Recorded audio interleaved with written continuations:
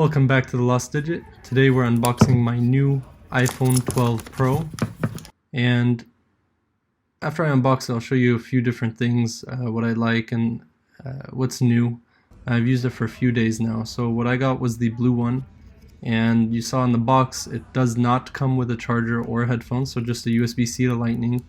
They now have this new way of prepping the phone, so no longer is it wrapped by clear plastic. They just have the screen protected by this white one with some markings to indicate, where the power and volume buttons are. So at the first look, the blue one is beautiful, and I really like the way that they cut and designed the device.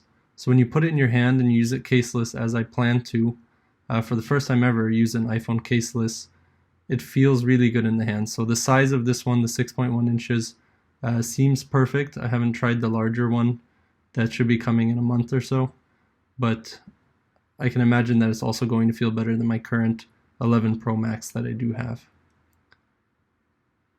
One thing you notice is that the screen is very flat, so there are no more rounded corners, and that kind of looks cool when you read content to have more of a flat screen. When you use the camera in the evening, you notice that immediately the photos are a lot brighter, so a lot of it has to do with post-processing, but the photos overall just seem a lot more natural, sharp, and balanced. So while there's not a huge improvement in the image sensor on this phone, the way that it processes images is much better. And you can tell that here from all these shots that I've shown.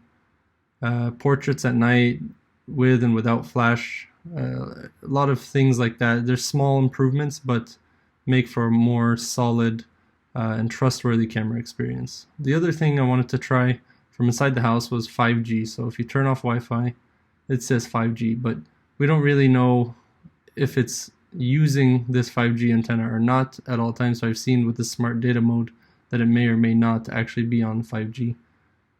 From inside the house, I saw about 70 megabits per second, which wasn't too great, but outside on the balcony, I got over 200, and then yesterday I went to a mall. I took the phone with me and I was able to see, which was 265 megabits per second. So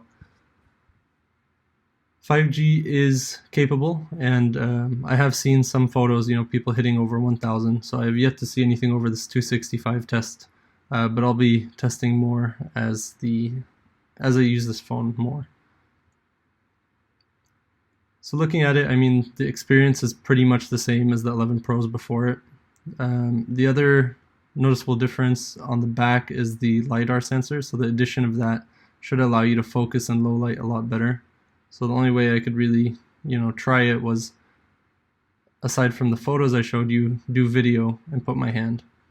Now something to keep in mind is that it records video in HDR now. So when I moved that into Final Cut, completely destroyed the colors. So I had to use an HDR tools effect because I have an HDR video here with my non-HDR content. So maybe in the future, if the whole video is HDR, I'll have an easier time editing it. But you could see from that the autofocus was pretty fast, and that was the point of that video.